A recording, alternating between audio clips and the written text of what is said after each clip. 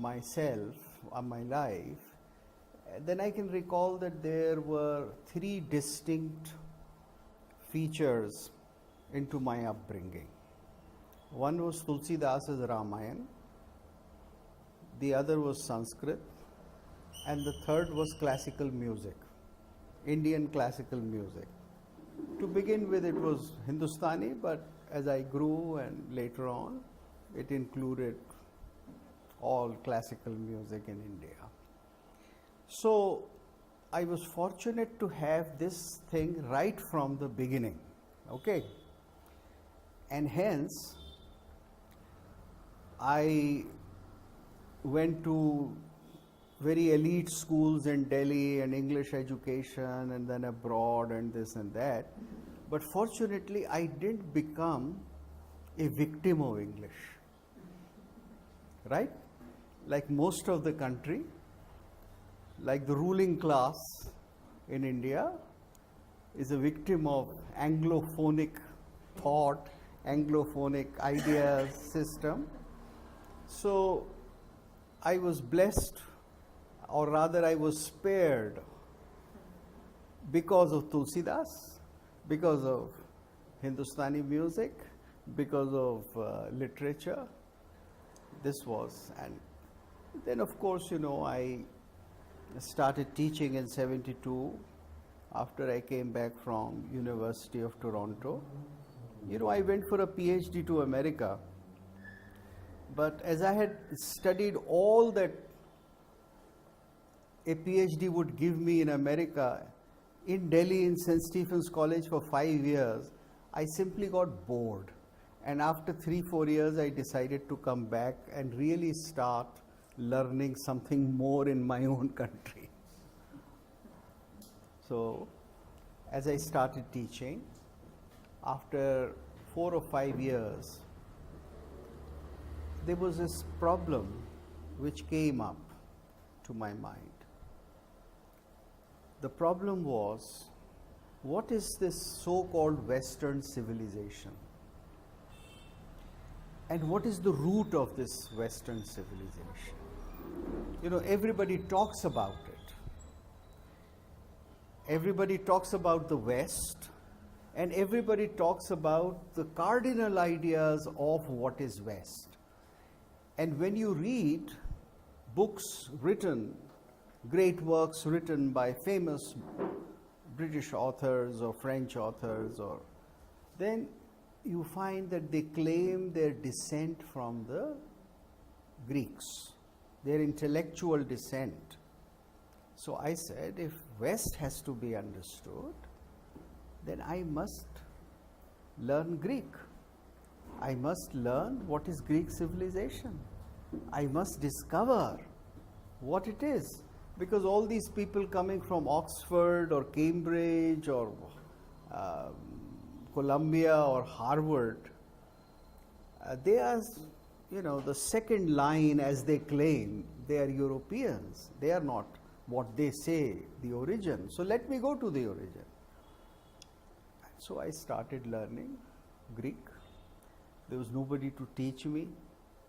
People made fun of me. We look at the pathetic state. They said, why? Everything is available in translation. I said, but translation is a translation. And I know what is said in the Upanishad because I read Sanskrit and what you read in English. You don't even know 1/3 of it. So let me go to the sources. Anyway, it's a long story which is not relevant, the details of it.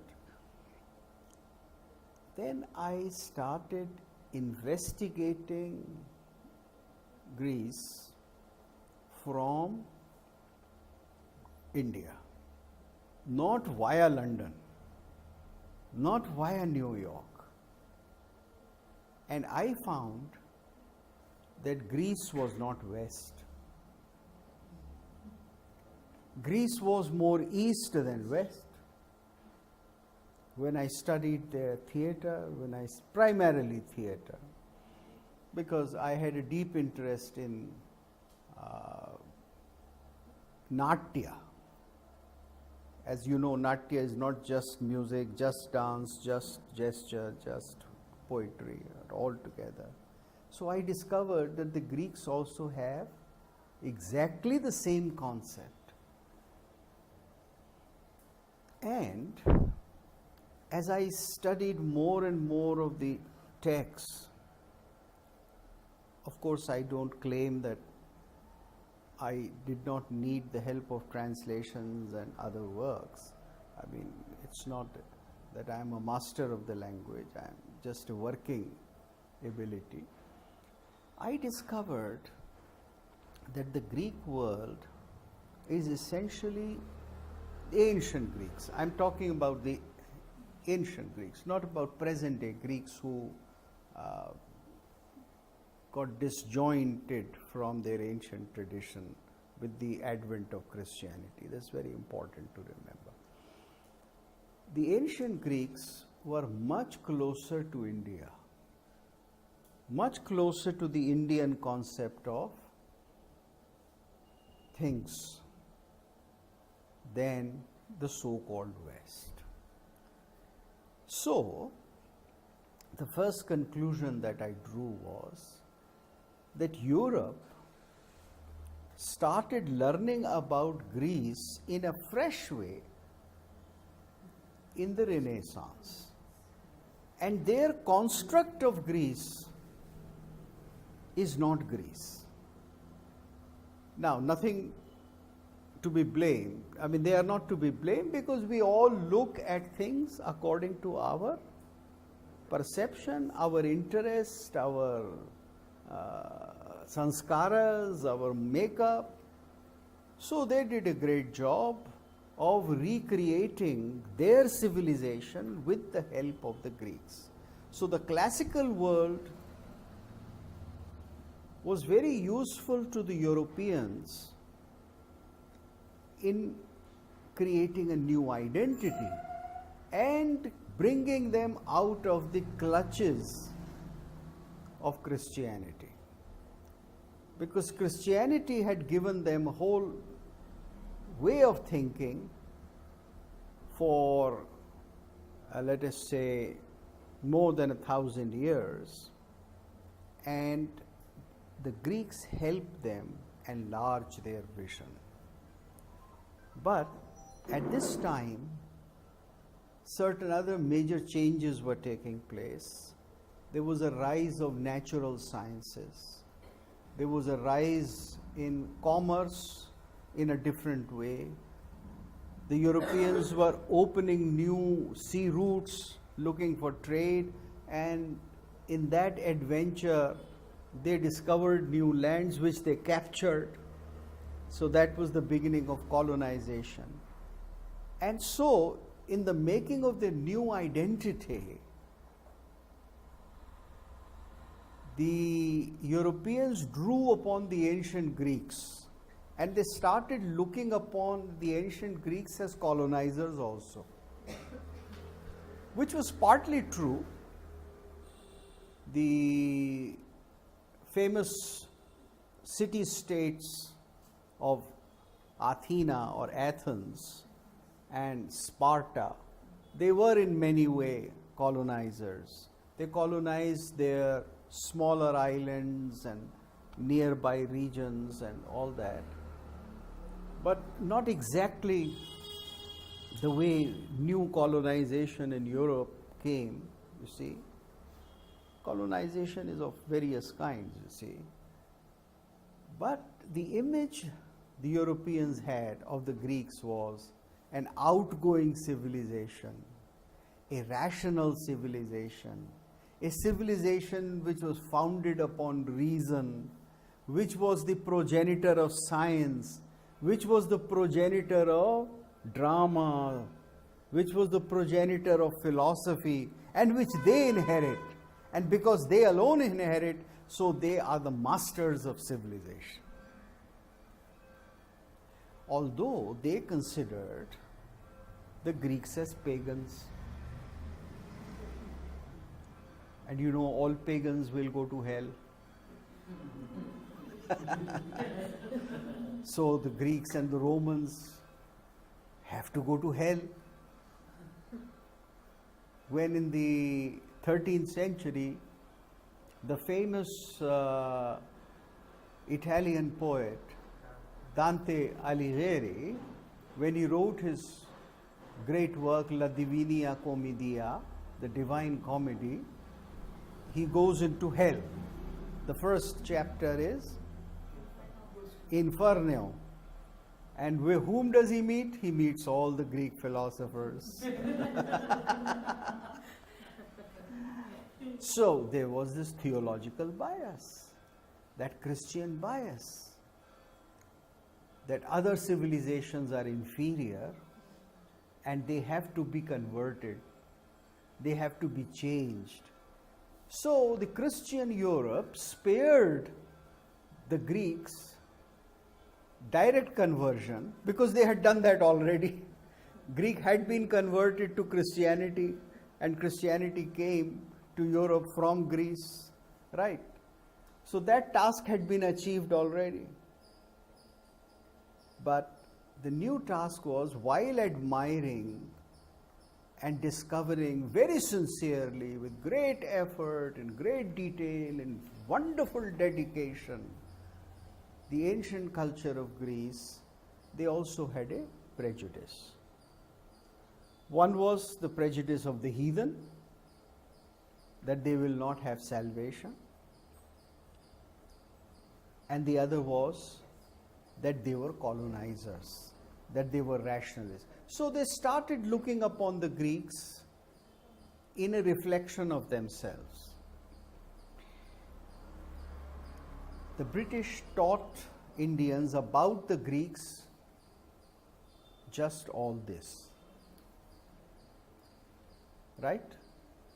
Now, I started looking upon Greece not from the European eye, but as somebody who was trained not just in English literature and who was not just teaching English literature, but who had experienced his own culture directly through Sanskrit, through music, through Loka Bhasha, that is Bhasha, Tulsidas is Awadhi, and later on I learnt a bit of Gujarati and I had some smattering of Urdu, etc. So it was purely from a Desi point of view that I approached Greece. Now, maybe I made the same mistake which the Europeans made, that I started looking upon them as close to India, as not entirely rational people, as people who had certain notions of the transcendental or the divinity in a different fashion. Maybe, I don't claim that it is impossible, that it was not so entirely, but somehow I found that the fundamental concept of Greek civilization are very close to the Indian, because they must have originated in some region where maybe our ancestors also lived, maybe, or maybe people from India moved into some region where the ancestors of the Greek met, or that maybe a part of Indian population had gone in and inhabited itself in Greece. Maybe. Now these are all historical movements about which we know very little and about which there is a lot of controversy. And during the course of next 3 days of lectures, we should not go into the Aryan invasion theory or the Proto-Indo-European and all that, which is true and all that. But the fact remains that when you study Greek literature, then you find that there is immense closeness of values. So I started doing that study, and I wanted to write a book in the area of theatre. It took me about 15 years to do my research. In that, I did a thorough study of history of Greek theatre, and along with it, the history of all aspects of civilization. There, I discovered that Greek theatre was something entirely different from European theatre, and that it was not Western theatre. There, of course, existed many differences also, because human beings create diversity. Diversity is created within a small region also. India is immensely diverse. But there were differences between India and Greece in many ways. However, certain fundamental things existed. And what were they? First of all,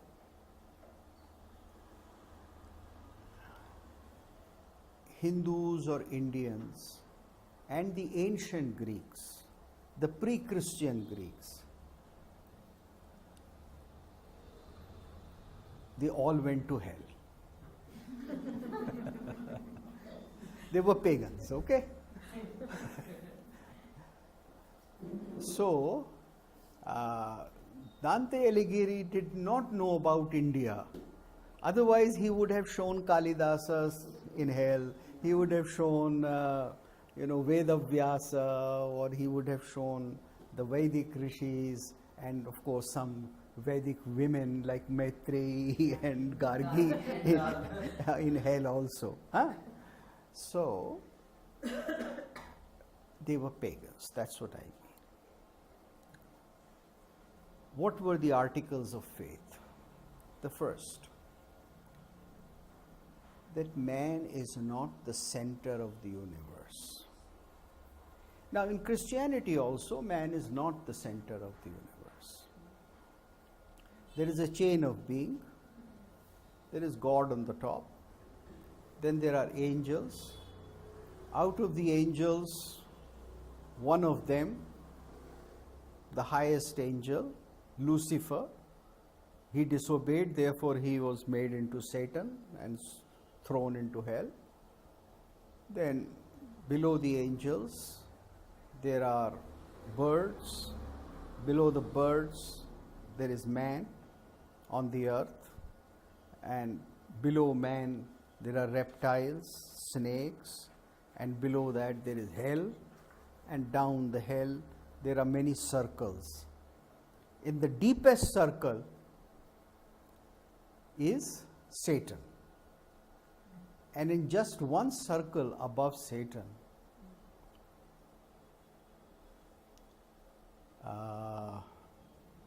there is Hazrat Muhammad.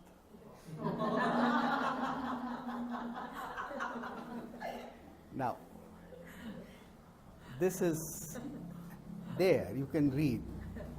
I am not making any comment, but this is Dante's vision, because he said that the people of the book were divided by Muhammad Sahab, and therefore he committed a great error and a sin, and hence, according to Dante, it's there. Anyway, we are talking philosophically. We are not passing a judgment. Now, this was the Christian world, but the Greek world was pretty much like the Hindu-Indian world, that there are gods, Deva, Devatas, and heaven is perhaps somewhere a little higher. You look up to heaven, you look down to hell, same way. But the Greek gods are all powerful. They cannot be questioned. The Indian concept of heaven is a more sophisticated one.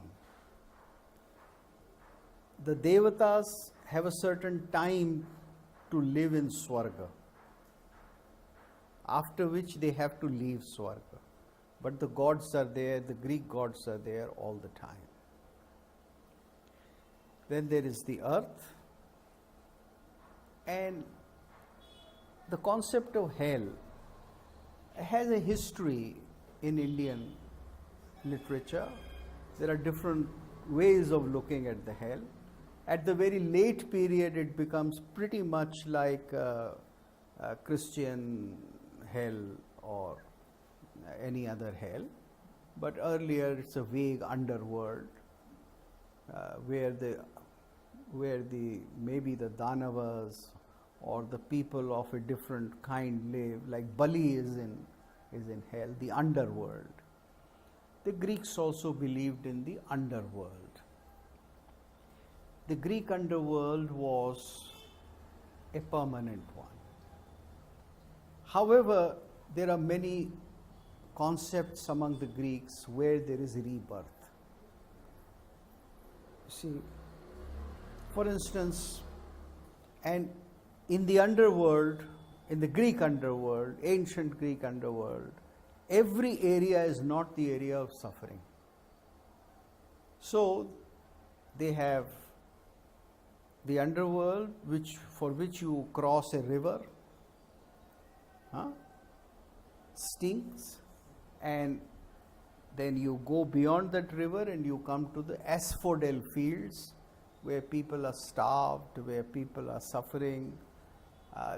They are not suffering in the sense of Christian hell, that there is no fire burning, but they are kind of languishing. And when somebody makes a sacrifice in the upper world to his ancestor, then the ancestor gets the blood and is rejuvenated. So that is the asphodel field. But then there is another field called Elysium, in which the learned philosophers like Socrates and Aristotle and these people are sitting, they are talking very vigorously about philosophy and what is the nature of things, and there are the learned people there, and some of them they go to another area of immortality, some of them become stars, some of them are reborn. So this is the Greek underworld. Now, what is common between India and the Greek world? The most common thing is that, like the gods of the Hindu world, the Greek gods, they come and they make love to human women. So just as Surya decided to make love to Kunti and beget Karna, similarly the Greek gods are constantly on the lookout for terrestrial women. Sometimes, most often, they force themselves. But you should understand that the idea of force here is not always of violence, but because it is the idea of power and potency. So it is to be looked in that way. And the result is that children are born which are half gods or demigods or Devamsha. We have a common name of Devamsha in India. So they have a portion of the truth or the reality of the divinity. In other words, gods and humans, they intermarry. Gods seek help of humans also. In the Greek world they don't, but in the Hindu world they do. And in both the worlds, humans become gods also. So there is an interchange between gods and humans. This is the common element. And humans travel to the underworld as well and come out of the underworld. So this idea of Triloka, lokas are three, right? The Divi, the upper loke, the lower world, the nether world, and the Martya Lok in between. So the whole cosmos consists of three, not just the terrestrial world. Right? The modern world, which is the post-Renaissance modern European materialistic thought, is only one world. Right? It's really the flat earth. There is nothing above it and nothing below it. Right? So Europe started believing in the flat earth while it denied that earth was flat, while they quarreled about whether earth was flat or round, but conceptually the earth became flat because there was nothing underneath the earth, nothing above the earth. Right? This is the most important thing to remember. And therefore, you do not take into account the play of divinity in your life in the modern European materialistic concept of the world. But the Greek world, divinity is always present. Divinity is always governing your life. Sometimes very cruelly, as Shakespeare said it, as flies to wanton boys are we to men, they kill us for their sport. So just as little children kill flies without thinking, just for fun, similarly the gods, they wipe out human beings. Now this is also the Hindu idea. Haraha Sankshubhyainam bhajati bhasito dhulana vidhim. Haraha, that is Shiva, he just burns the creation and takes the ash and puts it on him. Haraha Sankshubhyainam. He simply destroys this world, makes it into ashes and puts it on his. So the very idea of Bhasmalepa of Shiva is the idea of destroyer. So sport here is to be seen, wanton sport here is to be seen, the unquestioned capacity to put an end to the world. It's not a moral judgment, right? Now, this is one of the ideas. Then when you go into deep other things, what will man do? What are the limits of man's action? In the ancient Greek world, a man can perform the best action, but the fruit may not be exactly the same. The fruit may be something very different. He or she may be punished, not for a fault of hers. And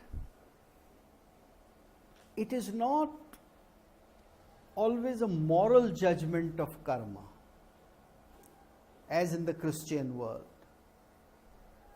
Even in the Christian world, there is the concept of predestination or the concept of divine grace.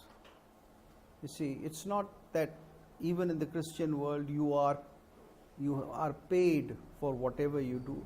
But by and large, the Christians follow that there is free will, and it is the action of a person which is responsible for any suffering. However, Christians always also have the concept of the original sin, that man is born a fallen creature. Now that is a very different concept which does not exist in any other metaphysics, right? Islam is more or less silent about it, or maybe doesn't admit it. They have not perhaps gone deep into it in Islamic theology. But in the Christian theology, man is born fallen because there was the fall.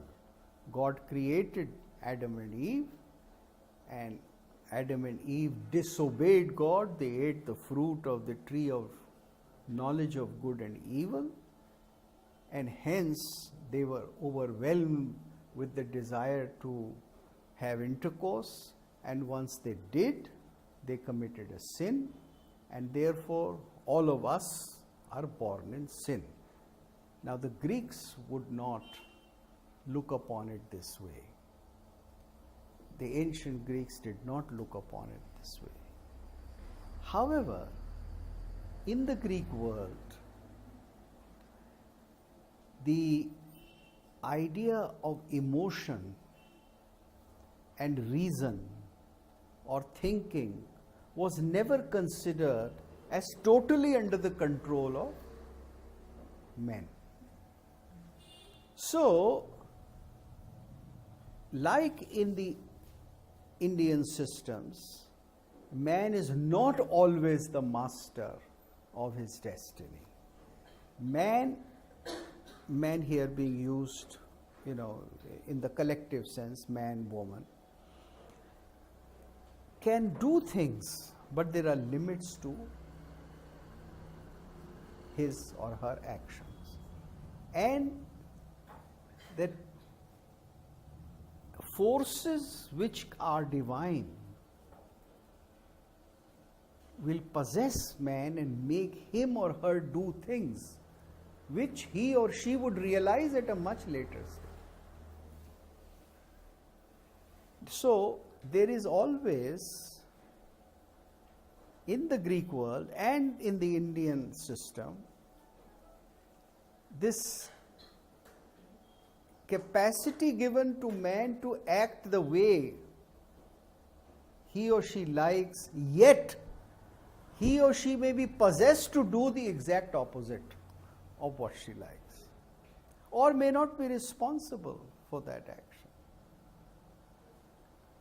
You know what Shakuntala said when Dushyant in Kalidas?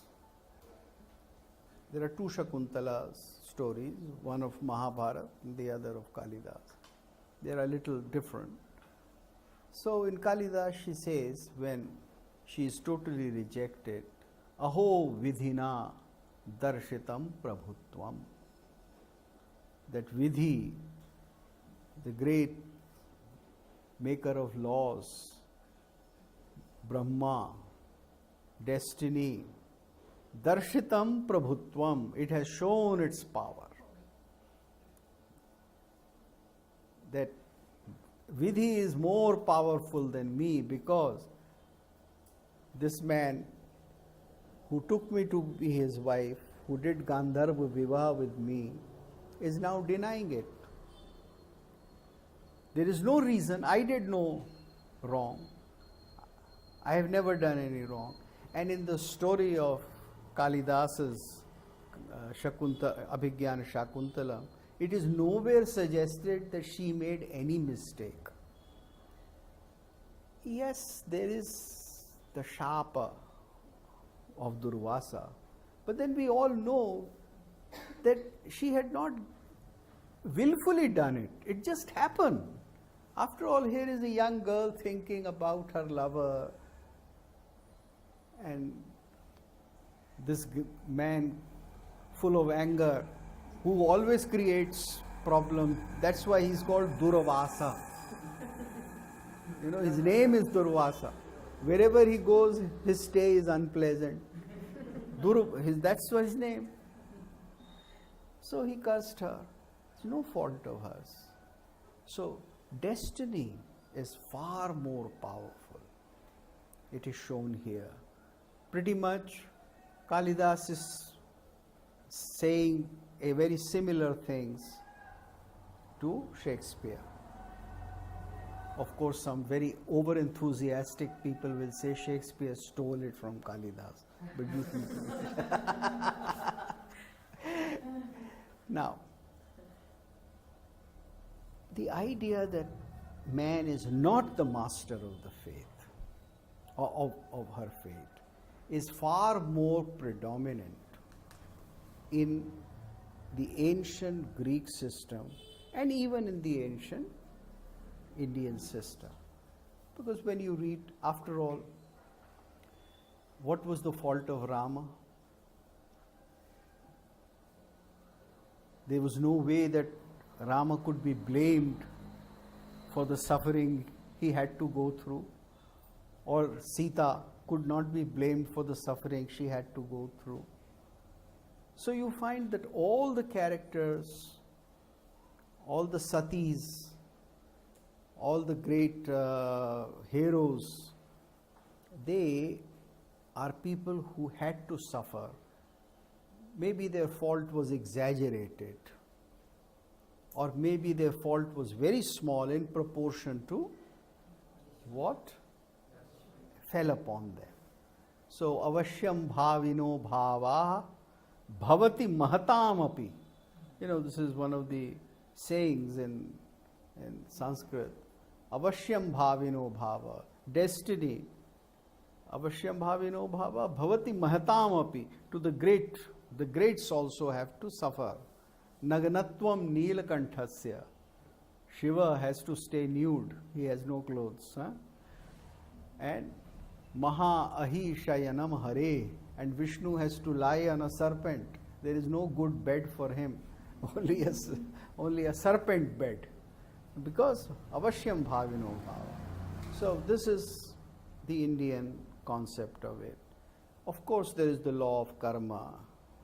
But in terms of the poetic world, the world of the poet, the world of the average thinking, the world of the average feeling, the Indian idea and the Greek idea are very common. Then when you see how poetry was conceived of in ancient Greece and in ancient India, you have a very similar idea that poetry was a visit. It was an inspiration, right? There was a descent of a power into the poet. It was not entirely under his control, or the artist, or the creator. So there was a higher power which was visiting and inspiring, using you as an instrument to create. So I don't create.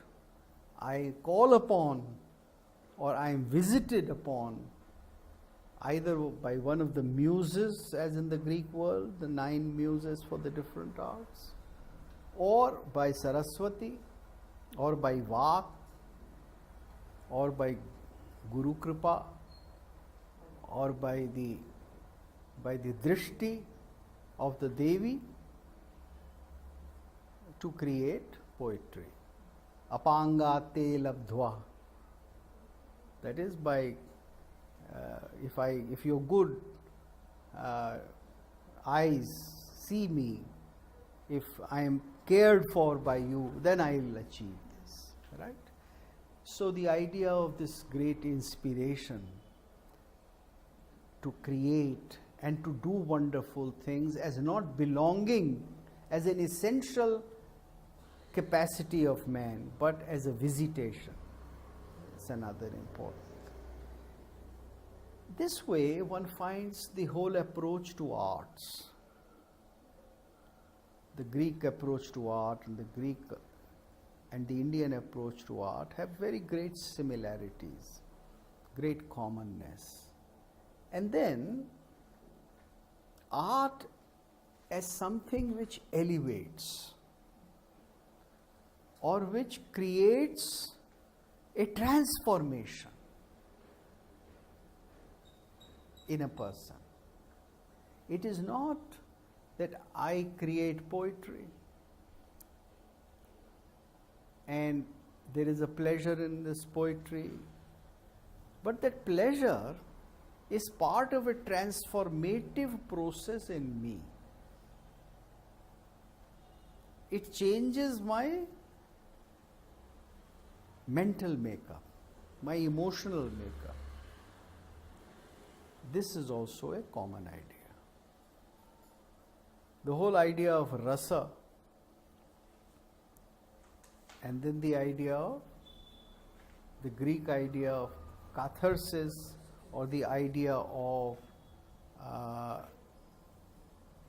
special pleasure, because they think of artistic or aesthetic pleasure as unique, something special, just as we think of rasa as something very special. It is not like any other pleasure. It is so different that we do not find that kind of pleasure in any other worldly thing. So this is the common sphere.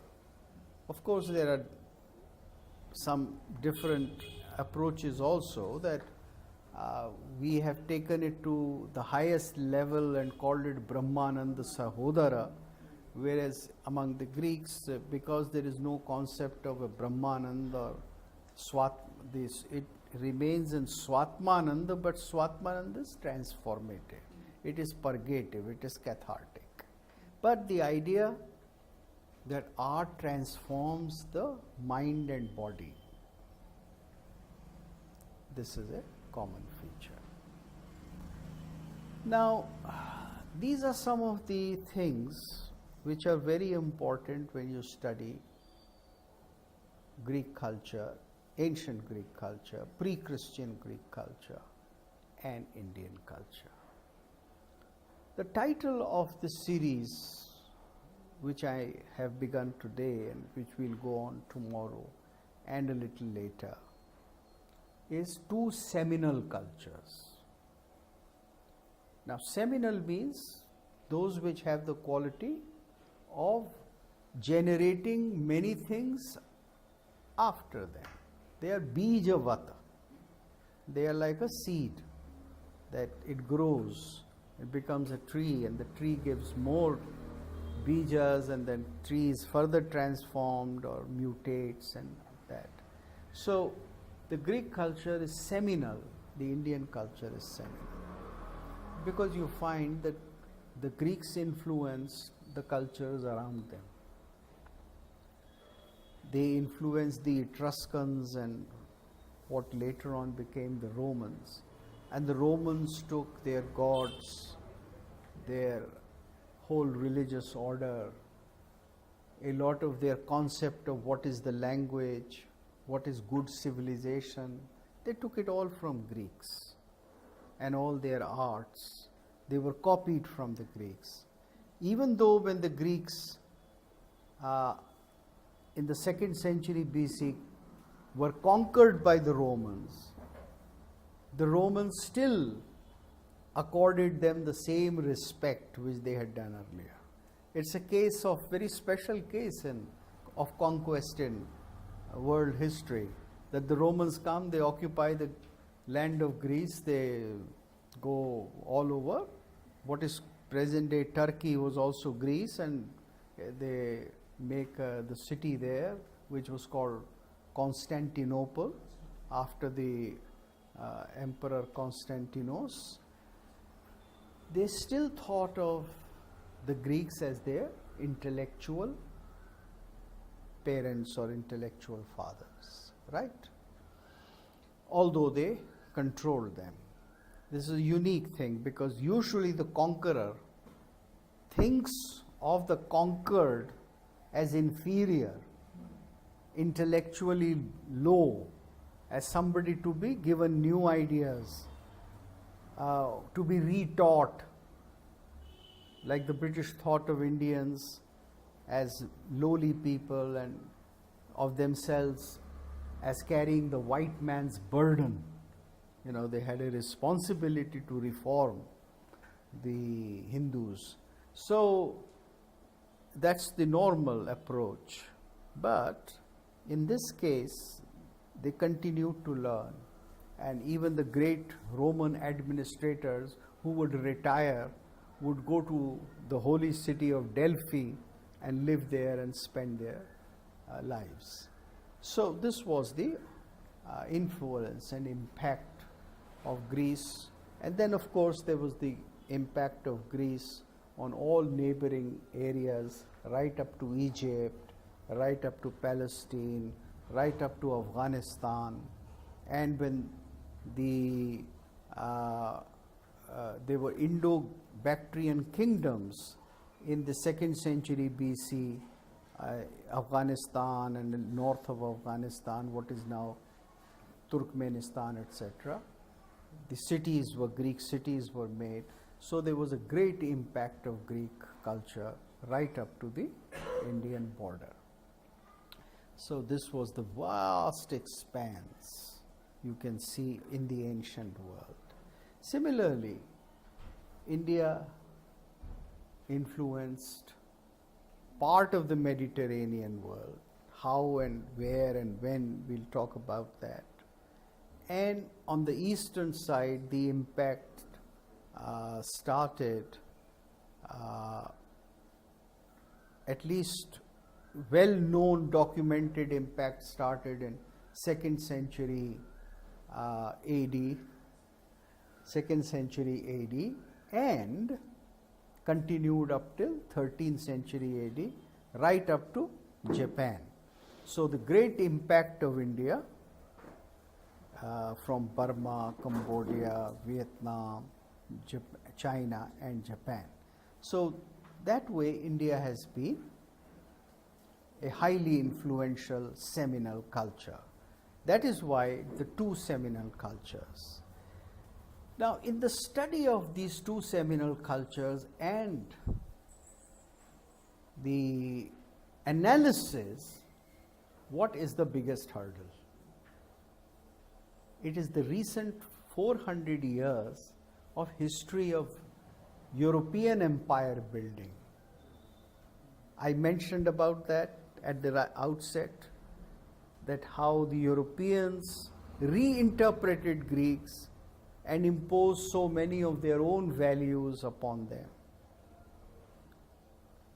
and their concept of what is Greece, what exactly Greece should be defined as. So that is one hurdle. And the other hurdle is that people from India and Greece have not properly studied each other except in spurts, except once in a while. There has been no intellectual engagement of a deep order. So these are among the two modern hurdles. These are among the two historical hurdles. Then comes the modern situation. The modern situation is that both India and Greece have a history of Islamic occupation. See, that is also common. It is in 1453 or something that the Seljuk Turks, they invaded what is now called Turkey, but was called Greece. It was Greece, and they came and they occupied what was once called Constantinople, but then it became the capital of the new Ottoman Empire. and till 1837 or so, they occupied for about almost 500 to 600 years. They occupied Greece. There was Greek occupation. Similarly, in India, there was the Islamic occupation for a much longer time. Now, that makes Greece doubly occupied, colonized. First by the Christians, then by the Muslims. Whereas in India, it was again the same double occupation, first by Islam, then by the Christians. You see, because the British occupation was a Christian occupation. So this is again common, and this again is a hurdle in the study of a comparative study of India and Greece. You see, these things are not very frankly talked about, but when you, as a student of history, as a student of civilization, when you look at things, you don't have to worry about political correctness. You have to see what has actually happened and what is actually happening. Otherwise, we are not honest to ourselves as scholars. So, I may not be able to say most of these things so bluntly if I am, let us say, talking in the Greek embassy or in the Ministry of External Affairs Greek desk in Indian government office. But here we are as scholars, and we must really fulfill that role and understand that. So now, let us begin with the Greeks. What did the Christians do to the Greeks?